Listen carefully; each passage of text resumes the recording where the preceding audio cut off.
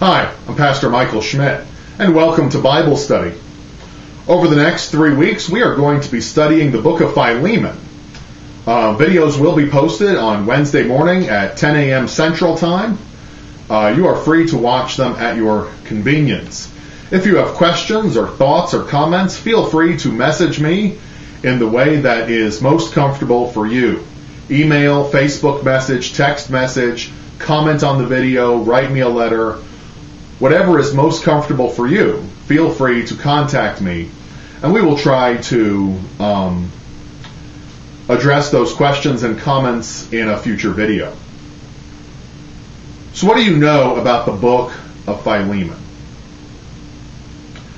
Well, you may have a Bible open in front of you to the book of Philemon, and the first thing you will probably notice is that this is a very short book. It is only 25 verses. In most Bibles, it will be printed on a single page, and there'll actually be room on that page for more verses. So it is a very short book compared to some of the other books of the Bible that we are familiar with. Now you may be asking yourself, well, Pastor, if it's only 25 verses, how are you going to stretch that into a 3-week Bible study? Well, watch and see. It is a very short book, but there is a lot of material in those verses for us to unpack and digest. There's a lot happening that we can look at in these verses and ask ourselves, what is going on in this book? And how does that relate to our lives today? So what do you know about the book of Philemon? Well, hopefully you have taken a few minutes to read the book of Philemon. If not, I would encourage you to do so between now and the next video. Just read through the book, write down questions or comments you have, and send them to me or keep them handy, and we'll try to, hopefully we'll answer some of them. So it's a very short book. There's not a lot in it, but word-wise, but content-wise, there is a great deal. So yes, take a few moments and read the book of Philemon sometime between now and the next session. So how are we going to make this 3 sessions? Well, number 1, today, it's all introductory material. It's all background information and introduction. How long that takes, we'll let you know when we're done. So who wrote Philemon? Well, Paul wrote Philemon. Philemon is one of Paul's 13 epistles that he writes that are found in the New Testament. So Paul is the author of the book of Philemon. He writes it somewhere between 53 and 63 AD. So just for our sake, we're going to say 60 AD. Put it there somewhat in the middle, around 60 AD. Which puts it about little less than 30 years after the death, resurrection, and ascension of Christ. And it puts it a little less than 10 years before we would traditionally say Paul died. So traditionally we say Christ was crucified in 33 AD, and traditionally we would say that Paul and Peter were both killed in Rome under Emperor Nero in about 68 AD. So it falls in there, probably in the later portion of Paul's ministry, but definitely not right before he dies. He still has some life left in him, although quite a bit of that life will be spent in prison. Where did he write this letter? We're not 100% sure, but the best guess from what we know about the letter is that he wrote it while in Rome. That he is in Rome in 60 AD, and that he writes this letter at that time. How do we know that? Well, in the book of Acts, we read that when he gets to Rome, he has a lot of access to other people. There is at least one imprisonment in Rome where Paul is more under house arrest, or more like what we would say today is don't leave town arrest. Maybe like he has what we would say today, he has an ankle monitor on him, where they can monitor him, but he has free movement. He can go wherever he needs to go. And people can come to him. So when we get into the letter, he meets Onesimus, and there's sort of the only way that would have happened is if Paul had some freedom to move about. It's not like a complete and total stranger could walk up to Paul while he is in prison and visit with him. That would likely not happen. But if Paul has some freedom to move about, and especially if Paul is, most likely Paul is still preaching the gospel and ministering to people in Rome, it's very, very likely he could have just run into Onesimus somewhere. Onesimus could have heard the gospel and sort of come into contact with Paul in that fashion. So if Paul's in Rome, and Onesimus, who is one of the major characters in the book, is in Rome, well then, where is Philemon? Sort of the one this book is addressed to. Well, Philemon lives in Colossae. So, it is generally accepted, that when Paul wrote the book of Colossians, the letter to the church at Colossae, he also sent along this letter to Philemon. And that they both letters went at the same time, that when the mailman came to Colossae, he delivered the book of Colossians to the church at Colossae, and then the letter to Philemon went to Philemon. That's how it would have gotten there. So there's a lot of... So that's kind of the sort of the basic background on what's going on here, how we got this. So now we need to look at the letter of the book of Philemon. And when you read the book of Philemon, you're probably, at least right now when you read the book of Philemon, you're probably going to have some questions. And that is because of the way Philemon is written. The book of Philemon is sort of like turning on your television one night and a sitcom is on, or a drama, or even a soap opera, any one of those shows. You've never seen an episode before, and you never watch an episode after. You just watch one episode. And so you watch this one episode, and it's like, man, what's going on? What are they doing? I don't get it. That's kind of what Philemon is like. We don't really have any background on what's happening prior to the book of Philemon. What situation arises that demands that this letter be sent to Philemon? And at the same time, there's no resolution offered to us. There's no Philemon part 2 where we kind of find out what happens. So that's kind of the challenge with Philemon, is we're dropped into the middle here. We look around, and then before there's any resolution, we're pulled out and we're out of the picture before we even know what's happening. So that's a sort of a challenge with the book of Philemon. And that's again how this is going to be 3 sessions, is when we read the book, we can find things out.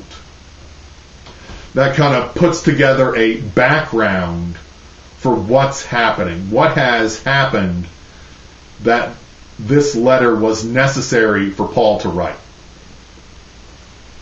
And at the same time, on the flip side, we cannot answer the question of what happens after Philemon reads the letter. What does he do in regards to the conflict that has demanded this letter? That's kind of how a lot of, if you sat in a Sunday school class or a Bible class or even some kind of ethics class, that's kind of the situation they present to you. They present you some background information, and then they present a situation, such as a hypothetical situation, a teenage, at-risk teen lesson or short. It's shown there are a bunch of teenagers, they're all standing around, they're hanging out, they had a good day, they're all friends. And all of a sudden, one of them pulls out a pack of cigarettes and lights a cigarette up and starts smoking. The others start smoking. And then we have little Jimmy over here. And he's like, "Come on, Jimmy, why don't you smoke? You want a cigarette, Jimmy?" And Jimmy is like, And then the video stops. And then the question is asked, "What would you do?" That's the book of Philemon. Here's the situation. Paul is writing to Philemon about a situation. Philemon reads this letter, and then, boom, it's done. What would you do? Now you are put in the shoes of Philemon. You are put in this situation, in this circumstance. What would you do? And what we're going to see is that this is it's an easy situation, but it's not a really easy situation that we're looking at here. And that sets Philemon apart from the other 12 epistles that Paul writes. Philemon is a very practical, down-to-earth matter.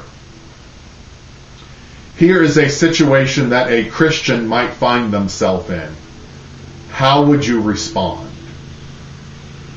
Romans, 1 Corinthians, 2 Corinthians, Galatians, Ephesians, Colossians, Philippians, Timothy, Titus, they are all doctrinal letters. That is the thrust of those letters.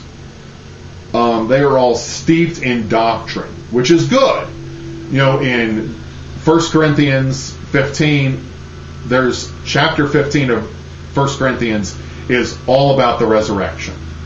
It's all about this resurrection. And what does that mean? What does it mean for Christ? What does it mean for you? Look at Galatians. Galatians is all about how Jewish do you need to be before you become Christian. So that's the thrust of the whole letter. 1 Thessalonians deals with a great deal with talking about when will Christ return. There's kind of this, the general concept was, Christ is returning very soon. Well, the Thessalonians were acting in a way that was not reflecting a godly life because they thought Christ was coming tomorrow, so why bother with all this godly living? Ephesians, the first half of Ephesians, 1 to 3, deals with the doctrine of Christ. There's a lot of doctrine of Christ, doctrine of Trinity stuff in there. Philemon is a very practical situation. Even if you look at Ephesians 4 through 6, Ephesians 4 through 6 is more, as we discussed in our previous Bible study, Table of Duties. Ephesians 4 through 6 is more practical, but it's just kind of listing out a series of rules. Husbands, love your wives as Christ loved the church. Wives, submit to your husbands as the church submits to Christ. Children, honor and obey your parents. So all these things are happening in Ephesians 4 through 6, but it's basically setting guidelines and parameters. There is not a more practical application. Philemon is all practical. This is 100% practical. Here's a situation. How do you, the believer in Christ, deal with it? That is the essence of the book of Philemon. A practical situation that is laid at your feet. How do you respond? So that's the situation laid out. That's the essence of the book of Philemon. This is now a practical lesson. You've read Paul's letters on being a Christian, living a godly life, confessing Christ, loving your neighbor. Here's a real-life, practical situation. How do you respond? And that's kind of the conclusion to Philemon. It's sort of an open-ended question, is how Philemon ends. There's no definite answer ever given. And so that's kind of the mystery. How does Philemon respond to this request that Paul makes? And so it's sort of an open-ended question. And the question is left to be answered by you and I. How do you, faithful believer, and Philemon is a faithful believer, how do you respond to this situation with Onesimus? So that kind of sets the stage a little bit for the book of Philemon, gives some background information. There is one other aspect of Philemon, the book of Philemon, that we would like to discuss today. And it's kind of a heavy topic, especially right now in our society. And I decided we would do Philemon because I thought Philemon fed off nicely from Table of Duties. And now that we are in this situation in our country right now, Philemon has an extra sense of meaning to it as we begin this study. So we're kind of tossing these names around, Philemon and Onesimus. Who are they? Well, they know each other. And Philemon is, as I said, a faithful believer. So Philemon meets Paul in Ephesus. Ephesus and Colossae are about 100 miles from each other. And, Philemon is a businessman. He is a wealthy man. It is not out of the question that he would go to Ephesus on numerous occasions. And Paul was in Ephesus for over 2 years. Certainly, Philemon would have made a couple of trips in that time. And he would have gone to Ephesus and heard Paul preach. Philemon would have heard him preach and believed the gospel. And then he would have gone home, shared this good news with others, particularly those in his household, and Philemon would have started a house church. In fact, there's actually another guy, I believe his name is Epaphrasis, who will actually come to Colossae and sort of preach at Philemon's house.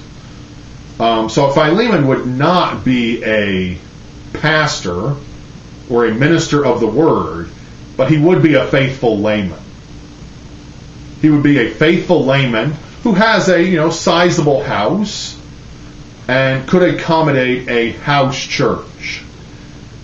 Now, Martin Luther kind of leans toward that Philemon's house church would have had about 10 people.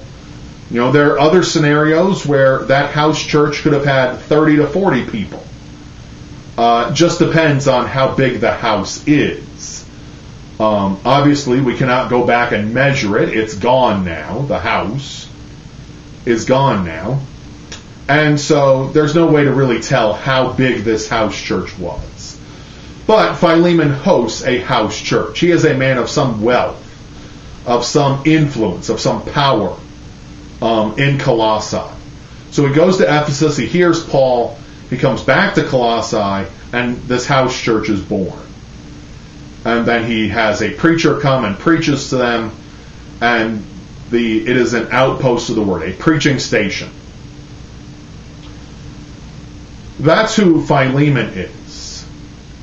Onesimus then works for Philemon.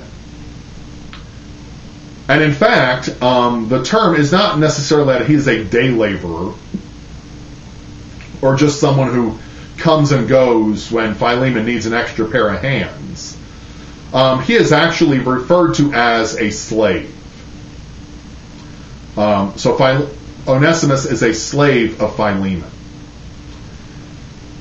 Now here is where things are complicated in our world today. Because we immediately hear the word slave And everything that goes on in our minds immediately goes to the American version of slavery. We have people in chains, we have masters with whips, we have a great divide that lasts for quite a while between Africa, Europe, and America, where the slave trade is going on. So that is the immediate image that comes up in our mind when we hear the term slavery. So the other image of slavery we're going to immediately think of is Old Testament slavery, particularly in the book of Exodus. In the book of Exodus, the Israelites are in Egypt. They are Pharaoh makes them his slaves, and they are forced into hard labor, and they build the pyramids. And we often have this image of them being beaten, and then, of course, in the course of the 10 plagues, Pharaoh takes the straw away, so they have to make bricks without straw. So that's kind of our common idea of slavery. And then we have other circumstances of slavery where the people in 1 Samuel beg for a king. Samuel and God particularly finally relents, and Samuel warns the people, as you know, this king will make you his slaves. He'll be his taskmaster to you. And that really comes to fruition with Solomon and the building of the temple. The people are made into slaves, and they, of course, David, during his battles, conquered other lands. Those people are made slaves, and they are put to labor. And then after Solomon dies, his son Rehoboam is on the throne, and his advisors come to him and say, lay off the people. If you lay off a little bit, they'll be good to you, and you can be the king. He sleeps on it overnight. His younger advisors say, nope, you got to crack the whip double as hard. He goes with the advice of the younger advisors and says, I will be 10 times worse than my father Solomon. And then, of course, the kingdom divides right there. They do not accept him as king. The northern kingdom splits away, and they appoint someone else as king. So those are the ideas of slavery that we normally come up with, this forced, hard, manual labor. New Testament slavery is different. It sort of takes a different concept. Rome is a more civilized society. Now, that doesn't mean Rome is perfect. Rome is not perfect. There are slaves in the Roman Empire. But there's not necessarily a rhyme or reason to the slavery.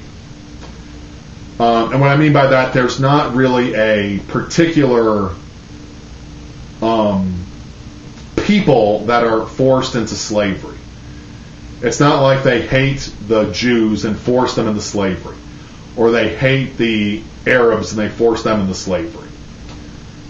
It's really kind of hunt and peck. Whoever wants to be a slave is a slave, with one exception.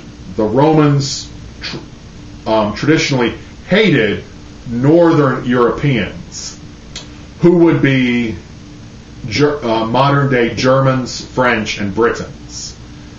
They would be lighter skin complexion, more white complexion. Germans in particular would have more blonde hair. So they would be more subject to slavery than anyone else.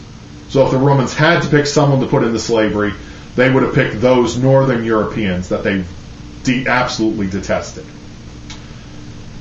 Otherwise, slavery was kind of a means to an end. If you had a debt to someone, if you owed a great debt to someone, you might sell yourself into slavery to pay that debt. If you were very poor, you might sell yourself into slavery. So slavery would almost be more to the equivalent of the idea of an indentured servant. I believe, indentured servants in America. An indentured someone would pay the fee for someone to leave Europe or Africa and come to America, work for an agreed upon period of time, and then they would be set free. That's kind of how Roman slavery was more set up. And in fact, there was a general proviso, sort of the standard operating contract for slaves in the Roman Empire, was that you would sell yourself into slavery, but when you hit 30 years old, you were set free. So that's generally the more Roman-style slavery. Now, that doesn't mean slaves were treated like children. They certainly were not. In fact, they were treated like inanimate objects. Those were their rights under the Roman Empire. They had no rights. They were like a book or a pot. That's kind of how slaves were viewed in terms of the law. They were viewed as property, inanimate property. But they were treated better than what we would normally think slavery to be. So someone like Philemon would buy a slave, such as Onesimus, for a fee, such as he would pay Onesimus' debt, and then Onesimus would come and work for him. So what would Onesimus do? He would kind of be like a household manager. So when we look into the background of what is going on in the book of Philemon, Onesimus has run away from Philemon, his master,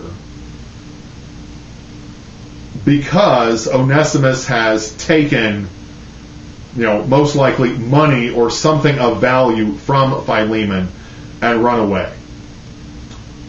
So Philemon would be like the household manager in charge of, the goods, the material possessions. Kind of what you might think of with Joseph in the book of Genesis. Joseph is in Potiphar's house. He is in charge of the whole household. He's in charge of the other servants. That would kind of be like Onesimus' position. Is that Onesimus is the household manager. Almost like a butler or a maid. And that would be kind of an equivalent role that we might think of. Is that that's kind of how Onesimus would fit in. He has access to everything. With Joseph, Potiphar trusted him with everything in the house. And in Joseph's case, he treasured that trust and would not sleep with Potiphar's wife when she made advances to him. Onesimus breaks that trust with Philemon, and that is the conflict in the book of Philemon, is that Onesimus breaks the trust by stealing from Philemon. So that is the background on Onesimus. Now this obviously varied. If a slave was not a good worker and was lazy or was irresponsible, their master would make their life a living hell. And they would be very miserable and they would hate it. On the other hand, if the slave worked hard and was good to their master, did as they commanded and was obedient and hardworking and reliable, they would have a wonderful relationship together.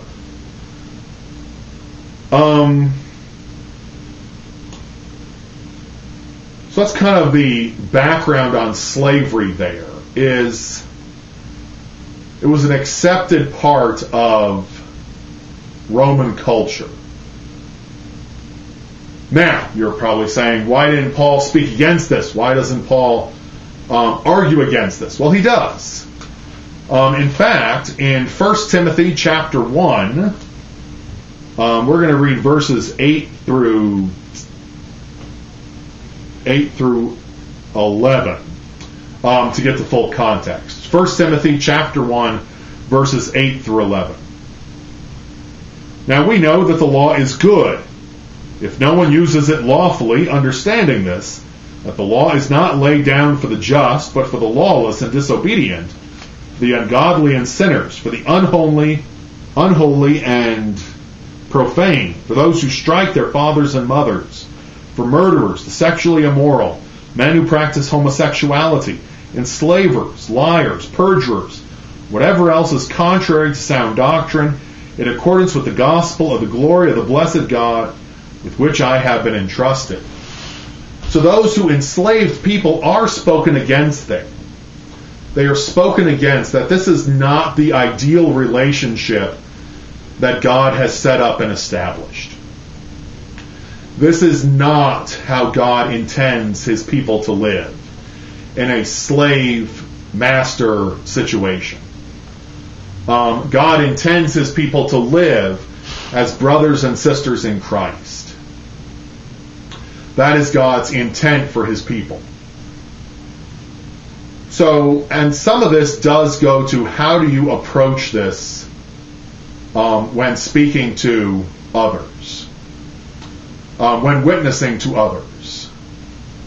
Could Paul have come in right away, thrown down the gauntlet and said, slavery is wrong, release all your slaves, treat them as employees, pay them a living wage and all that? Could Paul have done that? Absolutely. What would have happened? Probably nothing. So, I mean, that's sort of the thing, is that if he said that immediately, people would have thrown up barriers and they would have thrown up their defenses and they would have rejected everything Paul said outright. So Paul is taking a different, slower approach. The slower approach is that he is going to them and he is saying, he is laying a foundation of morals. He's laying a biblical foundation of morals and principles to live by. And then building on that foundation, he will get to the point where he says slavery is wrong. That this is not an ideal relationship for God's people. So he's kind of working his way up to that. He doesn't come out right away and say it. He is working his way up to it. So when Paul does his ministry, he goes to people first and he says, let's start building a foundation, a biblical foundation of morals and principles. Then as we build that foundation, we will work toward this principle of living together as brothers and sisters and doing away with slavery. That's what Paul is working toward. So Paul is against slavery. Paul himself describes himself as a slave, but he only describes himself as a slave in the ministry of Christ Jesus. If you have a Lutheran Study Bible, the Lutheran Study Bible from Concordia Publishing House, it was put out in about 2010 or so, maybe a little later than that. I think it was a little later than that. But if you have the Lutheran Study Bible, there is an excellent discussion on slavery on page 101 in the very front. That's in the book of Exodus. It talks about Old Testament slavery and New Testament slavery. And on page 2095, which is the introduction to the book of Philemon in the Lutheran Study Bible. They both have very good discussions on the topic of slavery. If you have more questions about slavery, feel free to contact me and ask, and then I can help you. I can share these with you, and if you would like to read them, if you do not have a Lutheran Study Bible, if you would like a copy of a Lutheran Study Bible, contact me, and we can. I think the CPH Bible sale is still ongoing. I think there is a discount price right now, so these are heavy topics. And that's kind of the background topic in the book of Philemon is this issue of slavery. And Philemon's relationship with Onesimus, and Onesimus' relationship with Philemon, and now how that relates now that they are both believers and confess Jesus Christ. So we will continue next Wednesday, a week from today. The video will be posted at 10 a.m., but again, feel free to watch whenever you can, whenever it's convenient for you. If you have questions or thoughts or comments, feel free to message me in the way that is most comfortable for you. And I think that's it. So we'll talk to you later, and have a great rest of your day.